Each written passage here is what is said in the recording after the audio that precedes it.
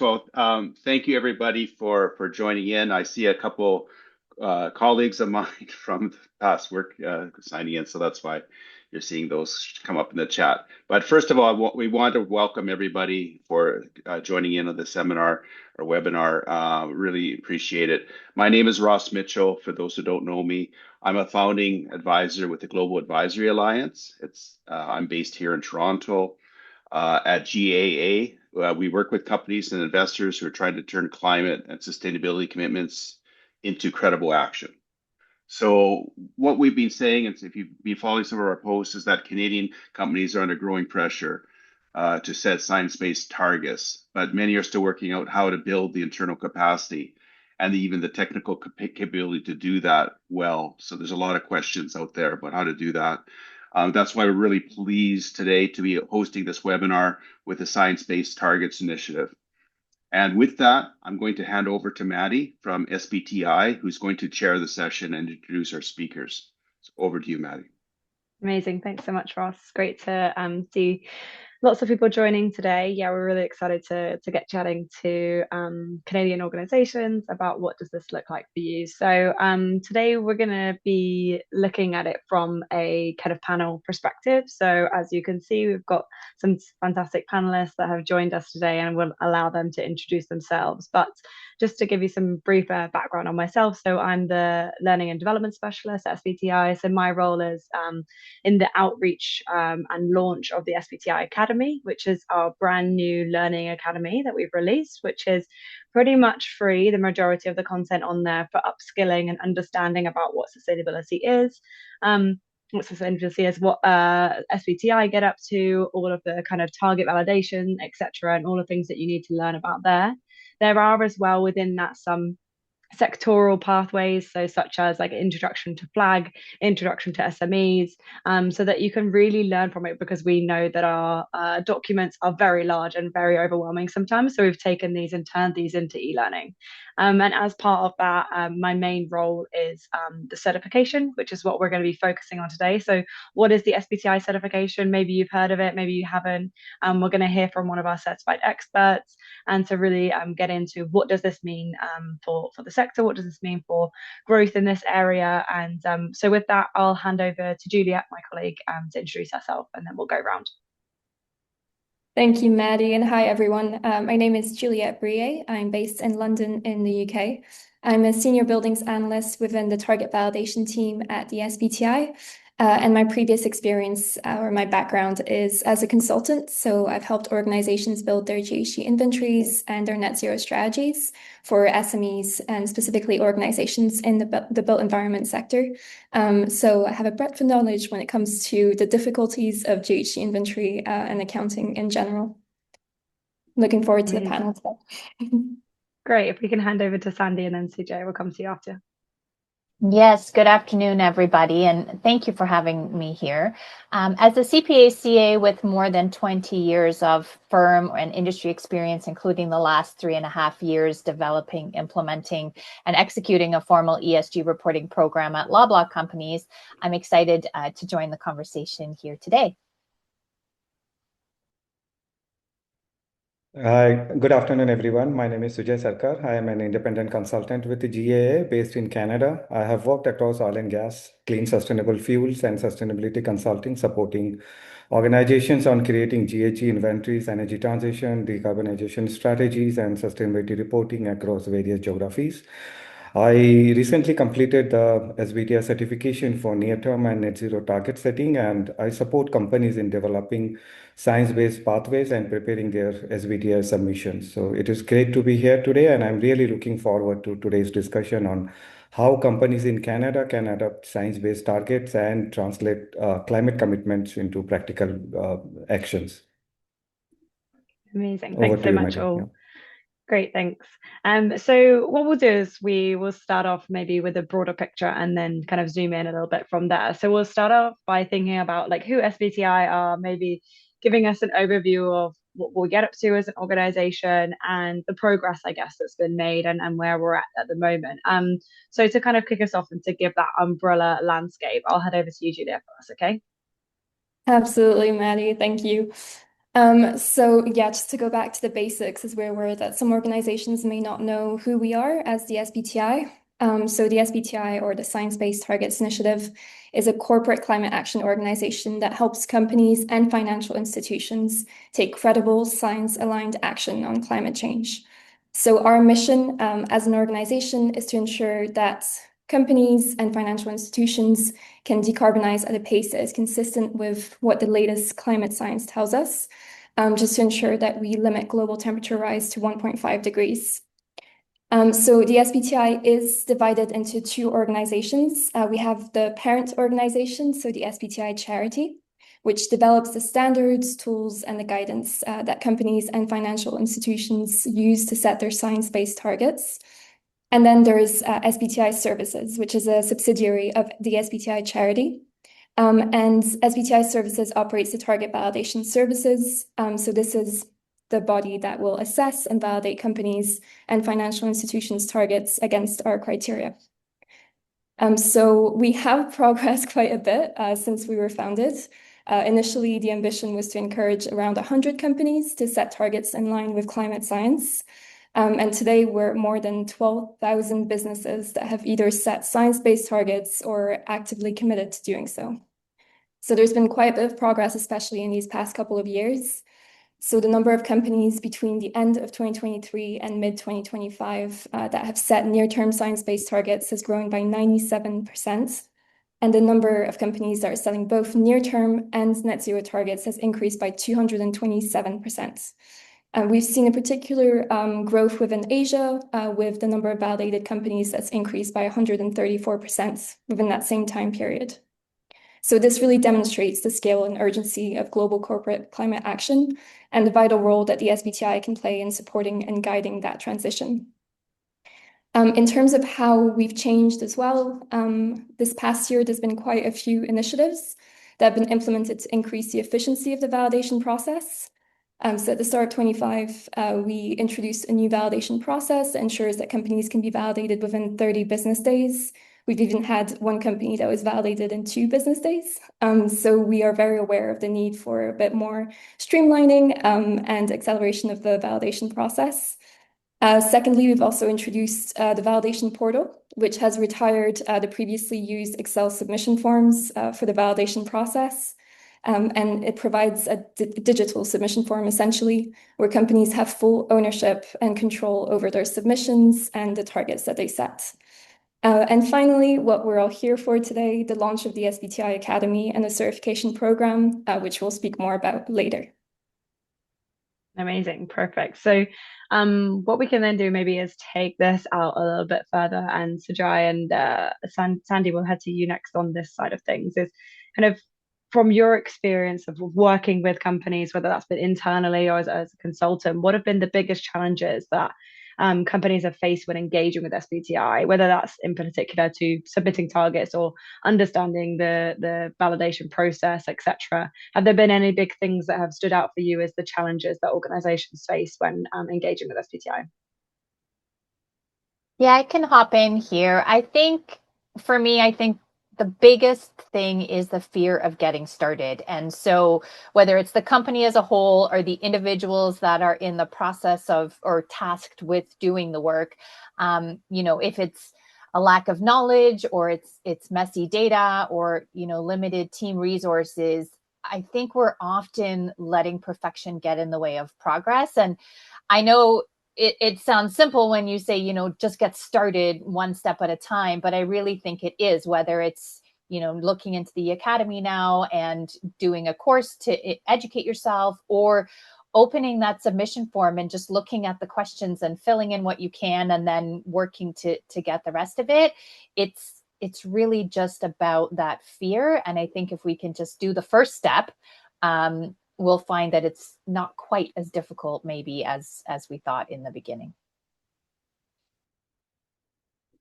Thank you, Sandy. To add my perspective, I feel companies face 3 basic challenges when engaging with SBTi. Firstly, building a high quality GHG inventory. So many companies, they struggle with the basics, collecting accurate scope 1, scope 2, and especially the scope 3 data.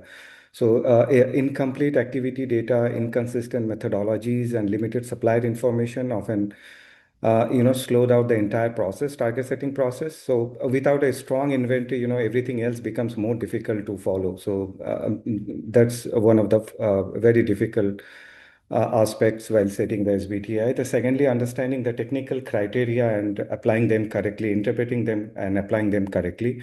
So as Maddie said, the SBTi criteria and the documents are very vast and basically the science driven. So often it's very detailed. So companies sometimes misinterpret requirements like boundary setting, temperature alignment, flag inclusion, sector specific pathways, and so on. So that is why many submissions get delayed and or returned for clarification. So the entire process takes more times compared to the standard timeline.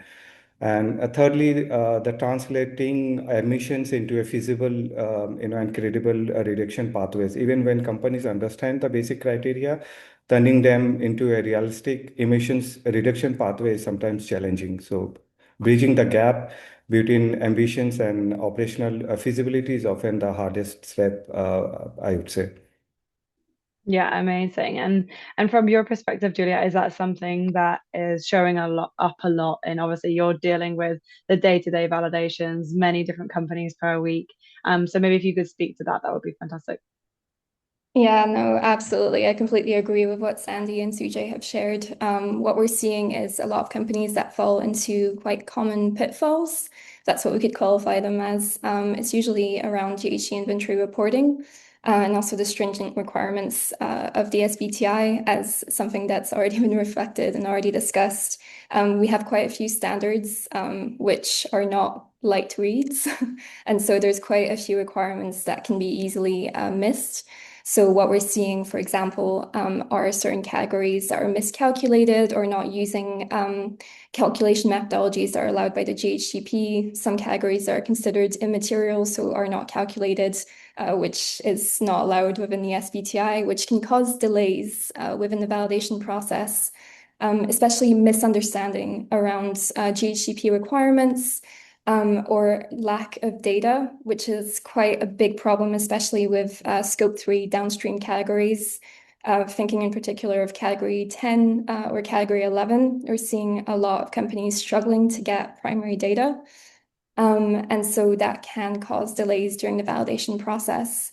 And then going back to the specific requirements of the SBTi, we've already mentioned flag, which can cause quite a bit of can cause issues for companies that are trying to put together their GHG inventories, especially with requirements around LUC, for example, or if they meet the 20% threshold, being able to disaggregate the flag emissions from ENI. And then sector-specific approaches or SDAs for buildings, power, automaker. That adds another standard and a guidance for companies to read through with different target setting approaches. Which can be a lot of information to digest. So it can be a little bit complicated during the validation process, definitely. Yeah, for sure, definitely. So we've chatted about those challenges and that's given us a good place to start from, of building on like why is it that SBTi have gone down the route of getting this kind of big group of certified experts worldwide to help us figure this out. Then we've also got on the other side is we've got 12,000 organizations, right, that have set the targets with us. So we know that we've got quite a lot of organizations too worldwide that are really taking the time to understand this and go through this process. So Sandra, or maybe Sandy, will maybe jump to you because we'll talk a little bit about maybe what motivated your organization, because you actually at your old organization you were with, you went through that SBTi journey. So despite the challenges, what were the reasons as to why you went through SBTi, and maybe speak to that a little bit? Yes, thanks, Maddie. And so I'll draw on my time when I was at Loblaw. Loblaw has had a longstanding commitment to sustainability, and by 2020, they had already achieved their initial goal to reduce their corporate emissions by 30%.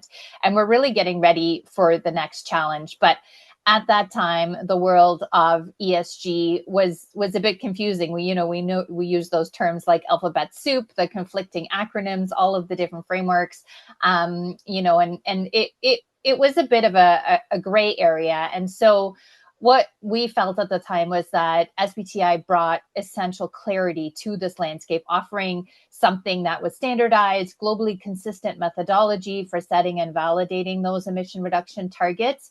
And so in a world that was really gray, we knew that by gaining SBTi validation, it would essentially assure our stakeholders that we were pursuing our environmental goals diligently, but also credibly. And so that they had something that was comparable when looking at what we were doing in comparison to our peers or other opportunities for investment. And so really, trying to rein it in and not just, everyone doing their own piece of work, but something that could really be aligned against something globally accepted. Amazing. Throughout that journey, I'm sure you learned a lot. And we've probably got individuals on the call today that maybe are in a similar position to yourself that you are in, that are maybe in-house professionals or consultants as well that are helping organizations go through this. So if you could just maybe share some learnings or even some challenges as well about your experiences going through this, that would be great. Absolutely. So, I mean, at the outset, we were definitely running lean with a lack of resources with SBTi knowledge. So we did have to bring in consultants to help guide the process, which I think is a very valid step to do. You can't always have, all of the knowledge all at the same time. More critically than that, our data sets weren't clean or complete. And so I think what you learn there is that there is a need to use estimates for initial analysis. But what I would say looking back on it now is that it has changed. And so over the years, you're systematically cleaning up the data, you're getting a more sharper and accurate view of your footprint. And that is in some cases validating what you originally estimated. And in other cases, maybe looking the need to correct it. And so if I go back to my initial comment, it's really about getting started. It's not waiting till you have everything perfect, but bringing in the expertise that you need, if you need it, when you need it, where you need it, and then working through what data you do have, filling in the gaps, and then working through to clean up or estimate if you need it until such time. Amazing. Thanks so much for that. I'm sure that'll be really helpful for those thinking about, is SBTi the right route for us? We're aware there's other maybe programs we can go through or standards we can go through. So that's really, really helpful to have that wider context. I'll just take a little bit further before maybe I'll give some broader context then. Where within that, so we've chatted a little bit about how as an organization you were a little bit stretched of what that looked like. Then you had to bring in consultants to support on that. What would you have said that maybe, obviously the consultant served a fantastic purpose for yourself to get you across the line. What about internal training and taking your staff members, for instance, through training or certification, and a kind of that knowledge building place? How would you feel like that would have helped you in the development of SBTi or broader kind of climate goals? Absolutely. And I mean, I think it's even broader than SBTi or climate goals. It's anytime you're using outside expertise. And as I said, it is necessary. We don't always have in-house expertise, but I think building the skills and knowledge in-house is imperative. Even if it's not at the beginning, it's important to kind of continue with or build as you progress. And so when you're required to rely on consultants and industry experts, while that's valuable at the time, I think there's two major drawbacks. And so I would say over time, if you continue with it. And so first is your risk of failing to build and retain that internal knowledge. So when the contract ends, the expertise walks out the door, leaving your team dependent on them for every future update, or if you need to do a refresh, or you're setting a new set of targets. And so really to counter this, you have to integrate that knowledge, having your internal team. The best way to do it is to have your internal team work directly alongside the consultants, ensuring that there's that knowledge transfer and you're keeping your in-house knowledge within the company. I think the other potential failure when you use a consultant is the lack of the deep institutional knowledge that your internal team possesses. And so that means that a consultant may not ask the necessary questions regarding, the accuracy, the completeness, maybe the boundary definitions of your data. And so, that's, if you're not putting the full complete data set in, you're not going to get a true result out. And so it's critical that as you rely on that knowledgeable internal team for building, even if they're not doing the work, if they can look at the data that's going in, make sure that they're building it, validating it, checking it to make sure that it's complete, it's accurate, before it's then used by those external partners to do the calculations or add the estimates.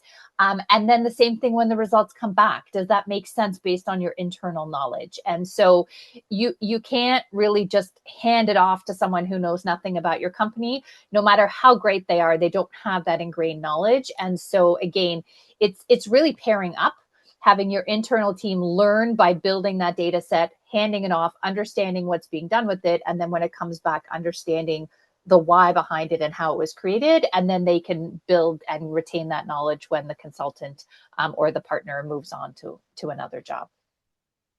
Yeah, amazing. I love that kind of cross collaboration between your external consultant and upskilling the team. It's so important. We've seen some really fantastic case studies of our SBTi certified experts working with organizations, training up their internal teams so that they're actually capable of doing this in the future. So that's what we would love to see, this kind of trickle out effect from that. Amazing. And I think that kind of leads us quite nicely into maybe giving some more context around the SBTi certification and maybe what this is as a kind of program that we're launching. So as we mentioned at the start, it kind of fits into this umbrella of this SBTi Academy. So to provide those training, those resources, that e-learning, and the SBTi certification is very much a individual who has had experience taking through organizations through SBTi and the validation process, knows how to do that GHG inventory, etc. All of those challenges that we've heard from. And that kind of certified expert then, once they've passed all of this examinations, etc., can then work with team members. Or if you're fortunate enough, maybe in Sandy's case, would probably be at a standard as an internal person to be able to pass this as well. So there's sorts of two audiences there. There's those consultants that are looking to support organizations and looking to have SBTi as one of their pillars of support. And I'm sure you'll talk a little bit more to that, Sujay, as we go through. And then the other side is that in-house professional. Maybe it's that somebody wants to kind of be the lead on this so that we can have that internal capacity, train up our rest of our team that can kind of learn on the ground, going through the SBTi validation, have that on the ground knowledge, do some trainings to kind of keep that knowledge going, and then also go through certification as well. So that's been a really interesting thing that we've started to see grow. And as we didn't sort of mention, is the SBTi certification is pretty much brand new. We've only been launched 2 months now. So we've got about 100 people worldwide that are certified right now, and about 100 doing their examinations and kind of in the background getting ready to pass at the moment. So we're hoping next year to kind of steadily increase that a lot more, because we know that there are these amazing professionals worldwide that have the knowledge that is very similar to the level of knowledge that our own internal teams have. So how do we really showcase who those individuals are so that companies who are at the stage of, we don't know where to start, we're feeling very overwhelmed, the documents are very confusing, they can go to the SBTi certified expert register, find who those individuals are. Maybe they are individuals in their region, maybe in a similar sector area, for instance, and can start on that journey. So we'll speak a little bit more to that in a while, but I'm going to head to you next, Juliette, if that's okay. And we'll think a little bit now about, like, how does the certification contribute to improving the quality, consistency, and credibility of the target setting process across organizations, really. And I'm sure you'll have some kind of information around this and as to why the certification kind of serves as a way to improve that quality and etc. Yeah, absolutely. So as we've previously discussed, there's a lot of gaps within GHG inventory reporting. There's a lot of misinterpretations of the GHGP, especially as we're awaiting the next version of the GHGP. And so these gray areas cause a lot of confusion, not necessarily just with the SBTi during the validation process, but across the sustainability sector as a whole. The certification program does help formalize a growing ecosystem of practitioners that are already working with the SBTi, that are helping to standardize the quality and that scale impact globally as well. It helps bridge the gap between organizational validation and also individual capability. So this certification program will ensure alignment, which is something that I think we can all agree is missing within sustainability reporting at the minute, especially considering that this sector is evolving at a pace that no one can really keep up with. It feels like there's a new interpretation of a specific guidance every other day. It's definitely moving faster than policy at the minute. So it can be hard to stay on top of updates to these requirements and to new policies that can come into play as well. So this professional certification ensures that we're all on the same page and that these gray areas in GHG accounting that could be misinterpreted are clarified. I hope that answers your question. Yeah, absolutely. Awesome. And now I'm going to head to you, Sujay, to give us your perspective because you are one of the 100 people worldwide right now that is actually certified. And I think the only one in Canada, right? Or has there been one since we chose to do this webinar? So a really fantastic endeavor to have gone through. And you are one of our early cohort individuals to go and help us learn as well of what are we doing with the certification, how do we develop it to actually serve our consultants, serve our in-house professionals, those that are really trying to push SBTi forward and kind of be a flag for us worldwide. So I'd love to know from your perspective, having gone through the SBTi certification process, what was your motivation for doing it and sort of maybe how did you find out about it as well? Yeah, thank you, Maddie. So, well, my motivation for pursuing this SBTi certification was mainly driven by three things. First, I wanted to build a credibility. Secondly, ensuring alignment with SBTi and creating an impact.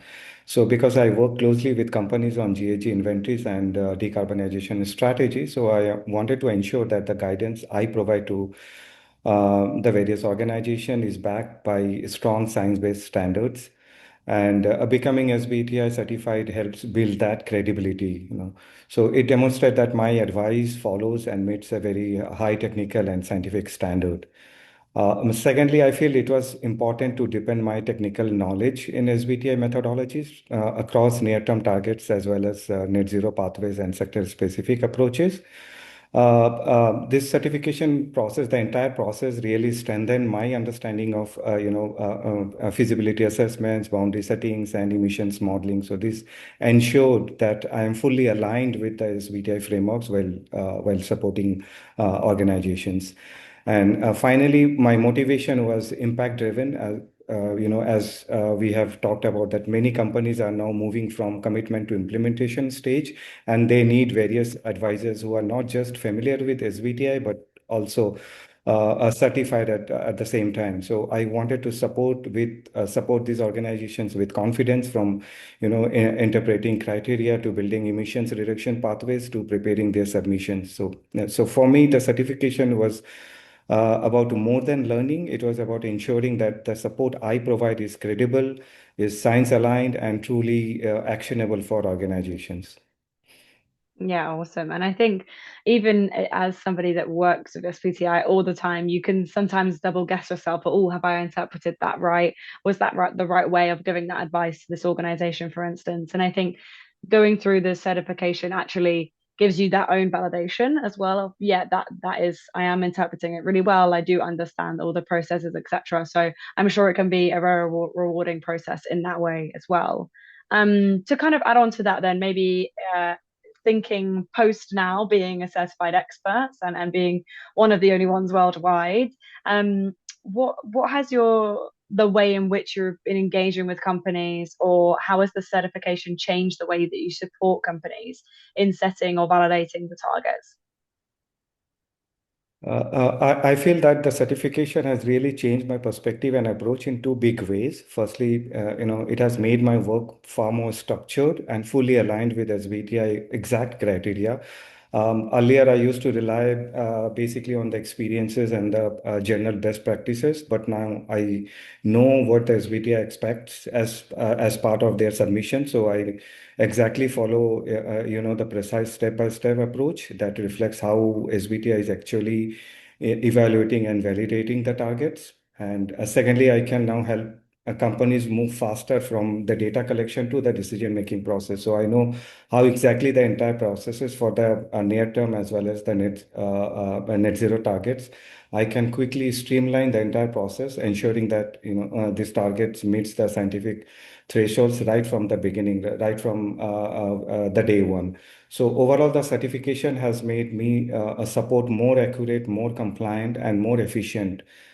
Supporting organizations to set credible science-based targets, definitely with more clarity and confidence as part of the certification. Amazing. Thanks so much for that. And I've seen there's been a comment in the chat about the specifics around certification, and we are getting to that, don't we? We thought we'd share some slides with you for context on that. For maybe the last question then for this panel, and then we'll head on to the slides, and then we'll open it up for questions from the audience. So please keep those questions coming through in the chat. They're super helpful for us to have beforehand. So this can be to anybody, whoever wants to start with this one around how can greater collaboration between advisors, maybe advisors, consultants, companies, and SBTi help to accelerate our climate action? We've spoken a little bit about working with consultants, but those also being a part of the internal capacity building as well. So maybe if we can speak a little bit about what does that connection between SBTi, the advisors, the consultants, the organizations look like? Sandy, do you want to jump in first, and then we can go around? Absolutely. And I think it's really about collaboration. We've heard a little bit today, like it's complicated. It's, these are long protocols to read and long standards and things like that. And so I really believe that climate action needs all of us. No, even just, taking action, no one company is going to succeed alone at this. And so it's my strong belief that understanding your environmental impact and taking action, it's a bit funny in the business world because technically we're usually looking at things that would be a competitive advantage that we, keep as, company secrets and things like that. But I think this is a critical space where we're all supposed to be actively supporting one another, sharing vital knowledge and driving forward as one. And so different individuals or different companies have different expertise or different views. And when we bring it all together, we are sharing that knowledge, spreading it further, whether it's helping SMEs come along for the ride, if you're a bigger company who has more experience, or if you're an advisor who understands the technical of it and can have the support from in-house. We really truly need to do it all together. And so it's really just about becoming the collective that can drive the change, as opposed to trying to figure it out in our own small silos wherever we might sit across the globe. Who wants to jump in next? Sujay, yeah, thank you. I think what Sandy has said, adding to that, I think collaboration is really important when we talk about the climate action and moving towards in a greater and much faster scale. So what I feel is when advisors, companies, and SBTIs work closely together, everything becomes more streamlined, and the whole process becomes easier to navigate right from the very beginning. And the companies, they get the right science-aligned guidance from the starting, which means the whole entire process moves faster, much stronger, and such collaboration really helps the organization to drive the climate action, at a very a faster and greater scale. So the whole system, the whole process is fast enough to get in that whole journey. Yeah. Yeah, and from an SBTi perspective, we have received feedback in the past that sometimes going through the validation process can feel a bit like an interrogation, or like we're trying to catch companies out. And that's really not the case. I think we're all working towards a common goal. And the SBTi maybe asks some very pointed questions at times.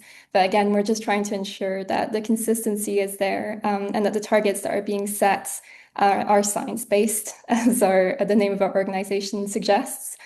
And yeah, no, the SBTi and the targets that companies set through us are a small part in a much wider ecosystem.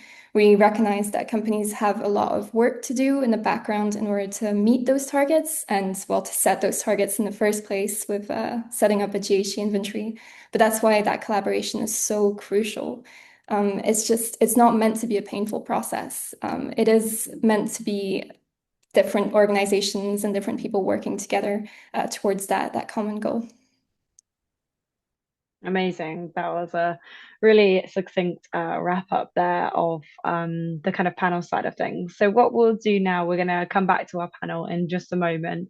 So please keep the questions coming in the chat. And we're just going to give you a little bit more context because we know we've given you the umbrella to why SBTi are really focusing in this area now and trying to make our organization and what we put out much more understandable. So we'll go into a little bit about the academy and the certification and the nitty-gritties of that now, and then hopefully that will answer some of the questions that have come up in the chat, and then the rest of the questions we'll ask directly to our panel at the end. So if there are particular ones that you want to ask individuals, please just note what name their name as you ask that question in the chat.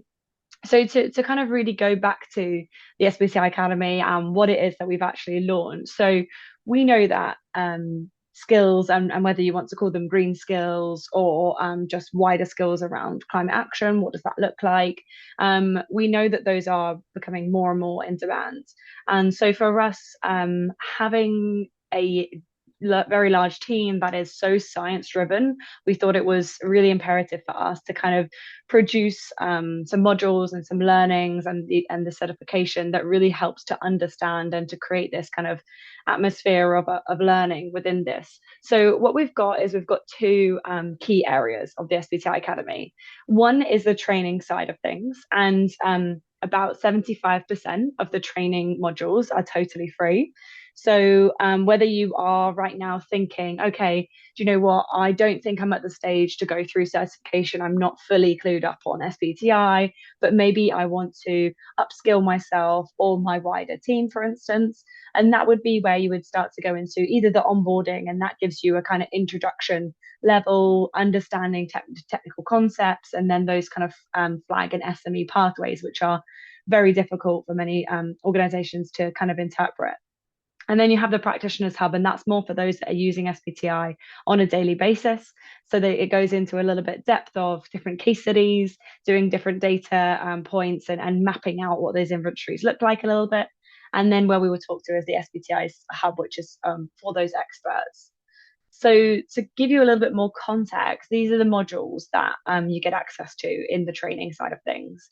And all the onboarding, as I mentioned, is totally free to access. And then on the practitioner side, the left-hand side exploring modules are totally free as well. So you can go into the academy right now, create an account, play around. You just have to pick which hub you'd like to enter. So figuring out, am I at the stage of a little bit still newcomer, or am I at a professional capacity stage?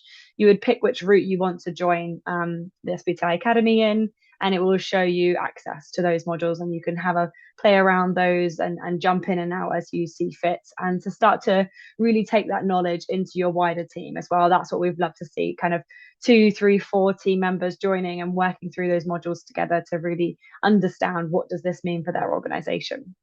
So that's the kind of place that you could start if you're not at a stage right now where you would say, do you know what, I think I'm an SBTi expert and I want to do the examination and the pathway.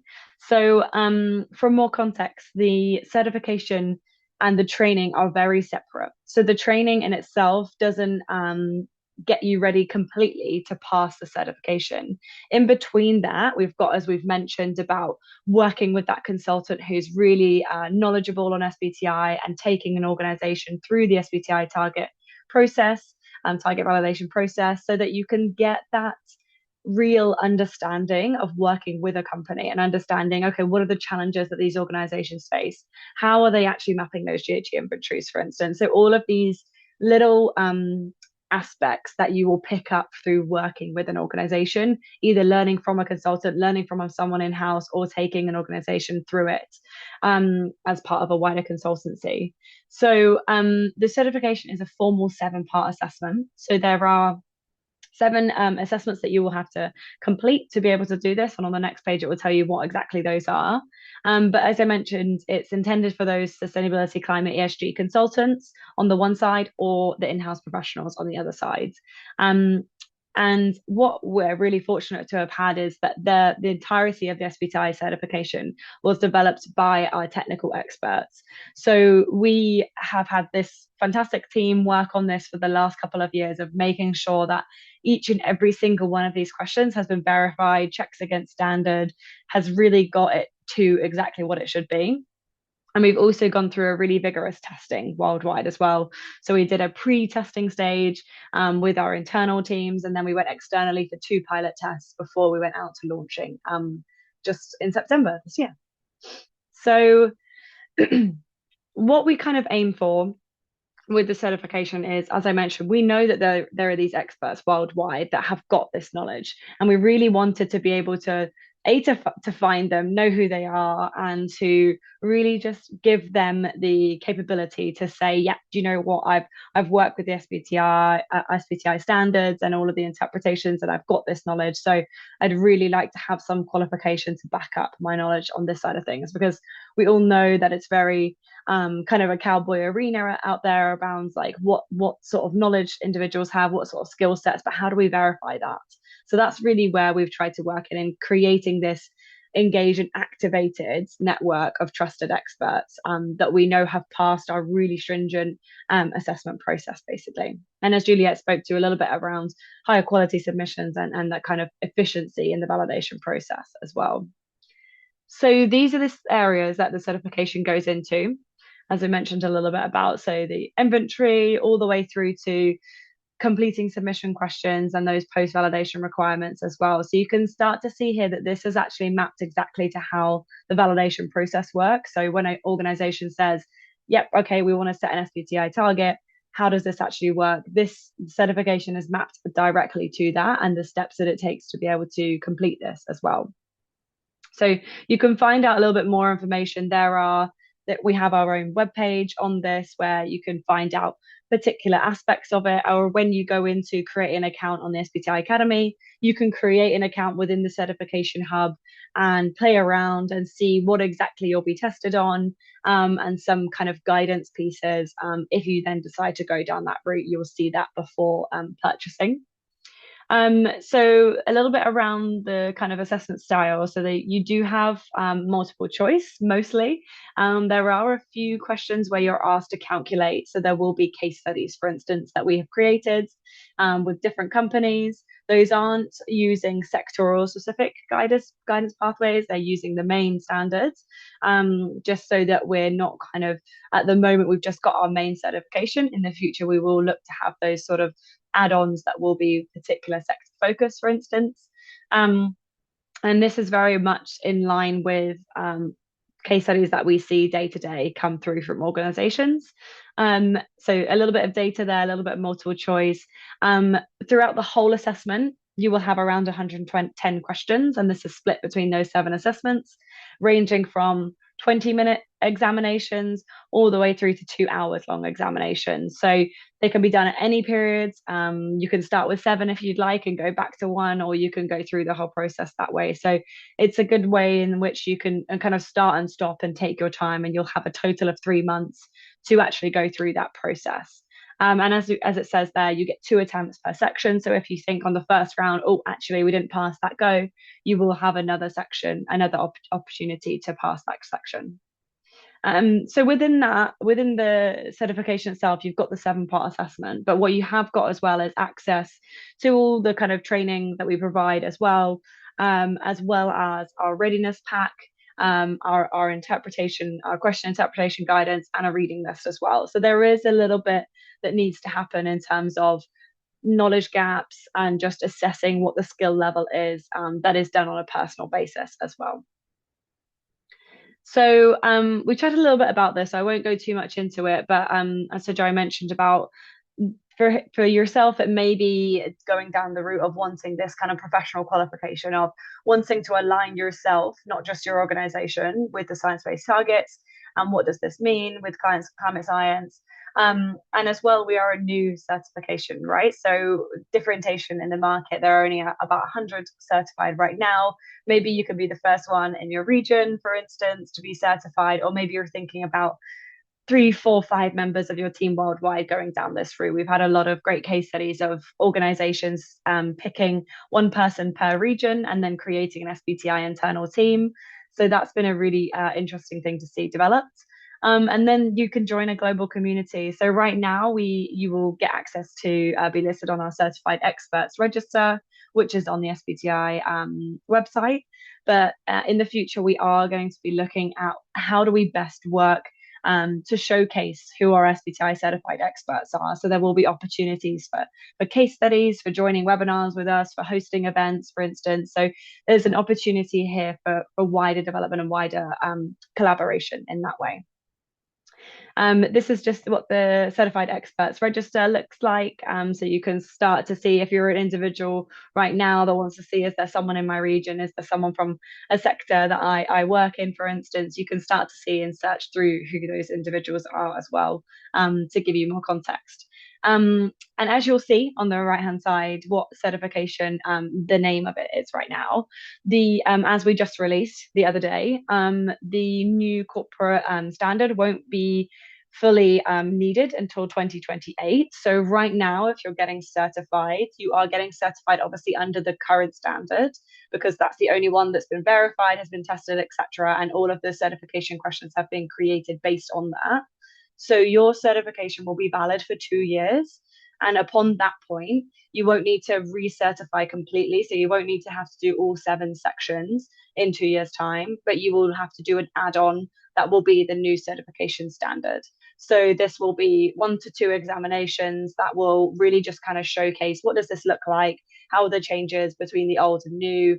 And within that, being a certified expert and having passed the first time, you will get access to continuing professional development to help you understand the new standard as well, and how does that apply to the examination that you'll be given. So hopefully that gives you some context of where things stand. And I know it can be very confusing with the new standard coming out, but we're very fortunate that the certification has launched at the kind of perfect time to enable us that 2 years before the new standard is being implemented officially. So as we all want to know, how much does this cost? So we've got the standard package, which is our normal certification. So you get the exact same title with both the standard and the premium.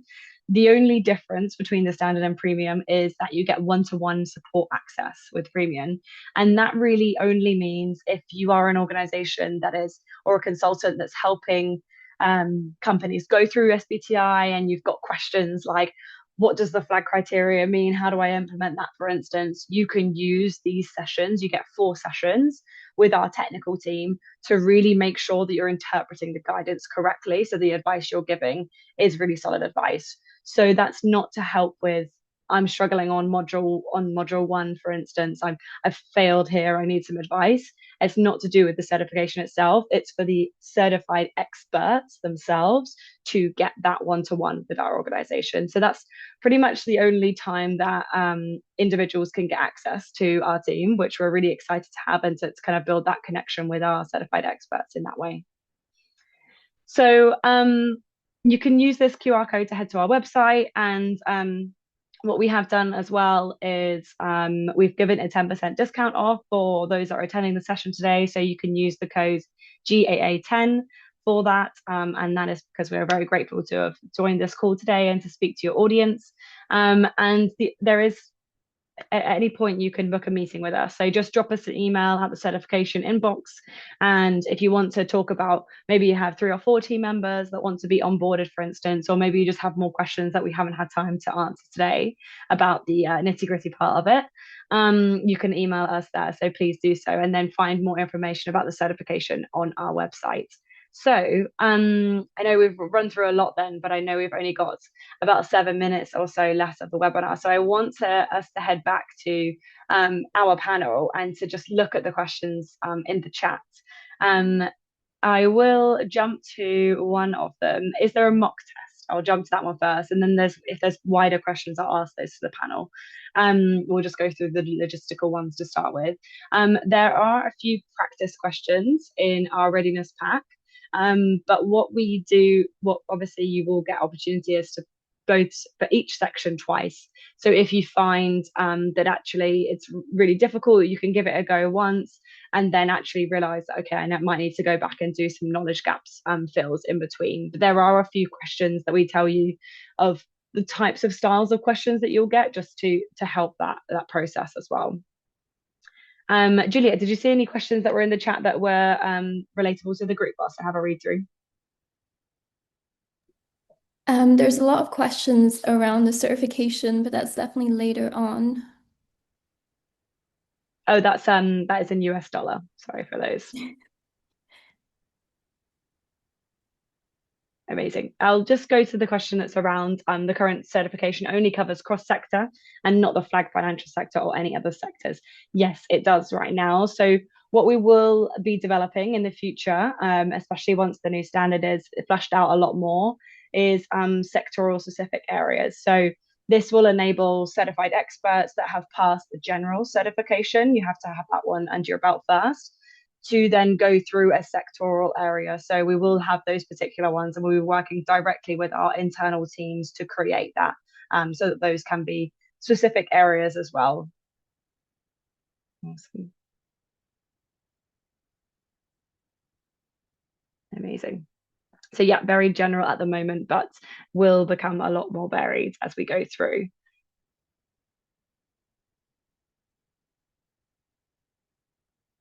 Perfect. If there was another one, I just want to touch on the one from Celeste. The challenge is, what does SBTi do that is different from other initiatives, or to put in a different way, how does it complement other initiatives? Does anyone want to jump in on that question, or their experience as to why maybe they chose to start working with SBTi side of things rather than another initiative?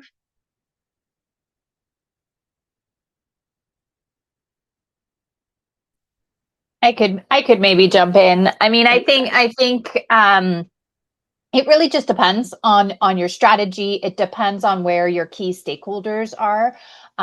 For Loblaw Companies, even though they are a Canadian company, they have a lot of international investors, and so really looking to, I mean, you can't do everything and you can't do all of the certifications and all of the frameworks and meet everyone's requirements, but it's really about sitting back and saying which are the ones maybe that come up in more of your investor calls, or which are the ones that show up in the frameworks that you respond to more often, and picking those. I would say most companies are looking at somewhat of a global market, and so then you really want to be looking at a global framework that would be recognized no matter where your stakeholders sit. Yeah, that's a really great point, actually. And I think the biggest thing for us is that we always reiterate it's climate, like it's science backed. So I was shocked when I joined SBTi. I've worked with it for many years as a consultant outside, and coming into the organization, you realize how much goes into all of the steps and processes to get to the standard. And even though the standard can seem very overwhelming, the amount of processes and of the wider engagement globally that's happened is really, really promising for a consultant looking in as well. Juliette, is there anything you want to add, or Sujay? Yeah, no, I definitely agree. I think especially in these past couple of years, we've implemented a new SOP. And so the requirements for setting up a new standard, such as CNZ SB2, are much more stringent. And there's a lot of input from experts worldwide, and it's absolutely wonderful to see as a procedure. It's very thorough. I think what would distinguish the SBTi as well is, once again, what's in the name. We are science-based, and that's something that is extraordinarily important to us, is to ensure that we are aligned with the latest climate science. And that's why the validation process can sometimes feel slightly painful, but hopefully not too painful if you go through the certification program. But yeah, no, overall, as an organization, the SBTi is stringent with regards to its standards and its requirements. And I think that's what makes it stand out as an organization.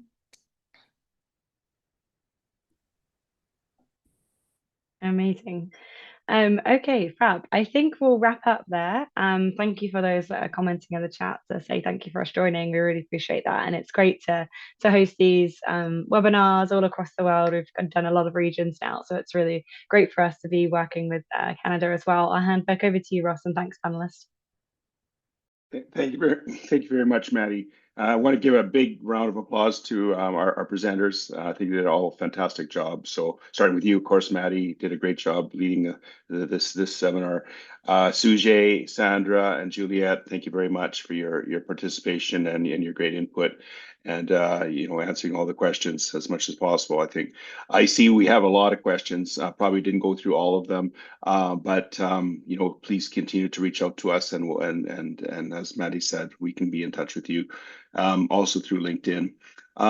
The other thing is, and I think you saw this in the notification about this webinar, that there's probably a few companies representatives on this call and that want a more in-depth conversation, a more practical conversation. So what you heard is really about the nuts and bolts about what CBTI is all about, and I think that's a fantastic foundation for what needs to come after that, and probably a more in-depth discussion is what we are anticipating would come out of this workshop. And so if for those that are interested in a small, by invitation only, roundtable, we're going to organize one for December 9th for Canadian companies. Please contact us via LinkedIn or email us at team@globaladvisoryalliance.com. I think we could put that in the chat, Carol, if that's easier for people to secure your place. It was also in the announcement for this webinar. So again, thank you very much for participating, everybody. Really hope you had, you got what you want out of this. And if you feel you want to know more, please let us know.